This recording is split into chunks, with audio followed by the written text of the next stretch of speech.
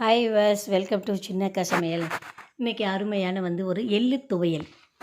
இந்த எள்ளு துவையல் பார்த்திங்கனாக்கா அவ்வளோ ஒரு மருந்து. நம் முன்னோர்கள் எல்லாம் பார்த்திங்கனாக்கா இதெல்லாம் அதிகமாக பயன்படுத்திருக்காங்க. இப்போ நம்ம வேகமான ஒரு சூழ்நிலைக்கு இதெல்லாம் பொறுமையாக நின்று செய்கிற ஒரு சூழ்நிலை இல்லாமல் போயிடுச்சு.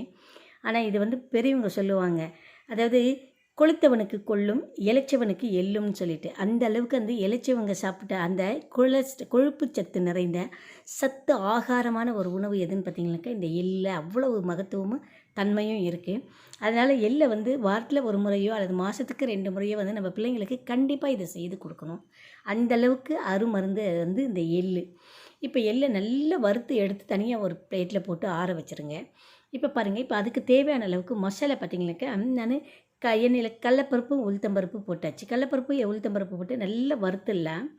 வறுத்ததுக்கப்புறம் வெங்காயம் பயன்படுத்தலை, கடலப்பருப்பும் உளுத்தம்பருப்பும் நல்லா வறுத்தாச்சு. இது கண்டிப்பாக உங்களுக்கு பிடிச்சிருந்தா ஒரு லைக் கொடுங்க. உங்களோட கருத்துக்களை கமெண்டில் பதிவிடுங்க. கமெண்டில் பதிவிட்டு மறக்காமல் சப்ஸ்கிரைப் பண்ணுங்கள். பக்கத்தில் இருக்கிற பெல் பட்டனை அழுத்த மறந்துடாதீங்க. சப்ஸ்கிரைப் பண்ணவங்க ஷேர் பண்ணுங்கள். கடலப்பருப்பும் உளுத்தம்பருப்பும் நல்லா வறுந்துச்சு. இப்போ பாருங்கள், வரமிளகா போட்டிருக்கேன். வரமிளகா, பச்சை மிளகாய் இல்லை, வரமிளகா தான் போட்டிருக்கேன். ஏன்னா ஏற்கனவே எள்ளு நிறைய சூடு, அதனால் பச்சை மிளகாய் வேண்டாம், வரமிளகா போட்டுக்குவோம். இப்போ உரிச்ச பல் பூண்டு போட்டிருக்கேன், அது ஒரு 10 போட்டிருப்பேன். அதையும் நல்லா வணக்கிடுவோம். கொஞ்சம் ஜீரகம் போட்டு நல்லா வணக்கிடலாம். நல்லா வறண்டு பின்னாடி பார்த்தீங்கன்னாக்கா இது கட்டி பெருங்காயம் பயன்படுத்தியிருக்கேன். தூள் போடல, கட்டி பெருங்காயம் போட்டிருக்கேன். பெருங்காயம் பார்த்திங்கன்னா அறுபட்டுச்சுனாக்கா நமக்கு அவ்வளோ ஒரு வாசம், அந்த மனம் அப்படியே இருக்கும். பெருங்காயம் போட்டாச்சு. பெருங்காயம் போட்டதுக்கப்புறம் பார்த்திங்கனாக்கா நம்ம கொஞ்சம் அதுக்கு தேவையான அளவுக்கு ஒரு 100 கிராம் தான் எள் இருக்கும். அப்போ அதுக்கு தேவையான அளவுக்கு புளி எடுத்தாச்சு. இப்போ இந்த புளியும் நல்லா வணங்கிட்டதுக்கப்புறம் பார்த்திங்கனாக்கா நறுக்குன தேங்காய், கொஞ்சமாக தேங்காய் அதிகம் போட்டிங்கனாக்கா டேஸ்ட்டு மாறிடும். அதனால் உடைக்கிற தேங்காயில் பாதி, அதுலேயும் பாதியை எடுத்து நான் போட்டிருக்கேன்.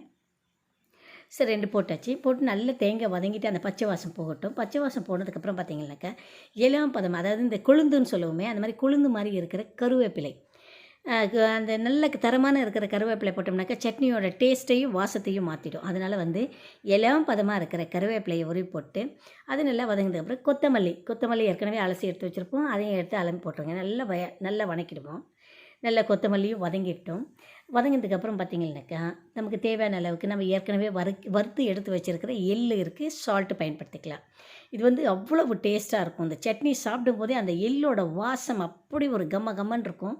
சாப்பிட்றதுக்கு அவ்வளோ இதமாக இருக்கும், சூப்பராக இருக்கும். நீங்களும் செய்து கொடுங்க பிள்ளைங்களுக்கு. எதுக்கு வேணாலும் நம்ம சாப்பிட்லாம்.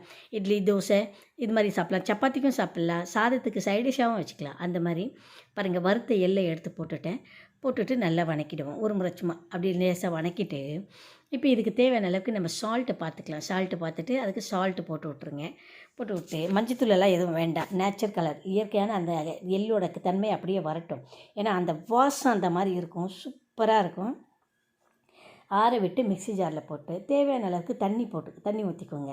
இப்போ இதுக்கு தேவையான அளவுக்கு நமக்கு எவ்வளோ தண்ணி தேவையோ அந்த தண்ணியை ஊற்றிட்டு நல்லா ரொம்ப மைய விட்டு அரைக்காமல் கொரகொரப்பாக அரைச்சி எடுத்துக்கலாம். ஏன்னா அப்போ தான் துவையல் அந்த டேஸ்ட் அப்படியே நிற்கும். நமக்கு சாப்பாட்டுக்கு தொட்டுக்கிறதுக்கோ இல்லை சப்பாத்தி, தோசை எதுக்கு வேணாலும் சூப்பராக இருக்கும்.